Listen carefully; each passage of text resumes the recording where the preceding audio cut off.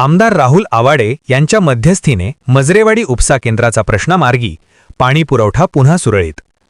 कृष्णा योजनेतून पाणी उपसा करण्यासाठी थकीत असलेल्या सुमारे 30 कोटी रुपयांच्या बिलाच्या पार्श्वभूमीवर सांगली पाटबंधारे विभागाने मजरेवाडी येथील जॅकवेल सील केले होते। मात्र राहुल आवाडे यांच्या मध्यस्थीनंतर बुधवारी ते सील काढण्यात आले असून शहरातील पाणी पुरवठ्याचा निर्माण झालेला गंभीर प्रश्न मार्गी लागला आहे। इचलकरंजी शहराला कृष्णा आणि पंचगंगा या दोन नद्यांमधून पिण्याच्या पाण्याचा पुरवठा केला जातो। त्यापैकी मजरेवाडी उपसा केंद्रातून होणाऱ्या पाणी उपशासाठी इचलकरंजी महानगरपालिकेकडून पाटबंधारे विभागाला सुमारे 12 कोटी 29 लाख रुपयांची थकबाकी आहे। या थकबाकीच्या पार्श्वभूमीवर पाटबंधारे विभागाने पाणी उपसा बंद करण्याचा इशारा दिला होता। त्यानुसार मंगळवारी सायंकाळी उपविभागीय अभियंत्यांनी जॅकवेल सील केले होते। या घटनेची गांभीर्याने दखल घेत आमदार राहुल आवाडे यांनी तातडीने प्रशासनाशी चर्चा केली।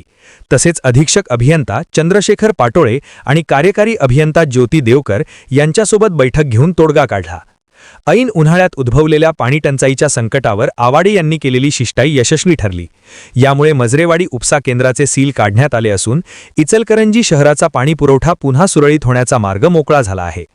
वसुंधरा शक्ती न्यूजसाठी पत्रकार विजय तोडकर। चॅनेल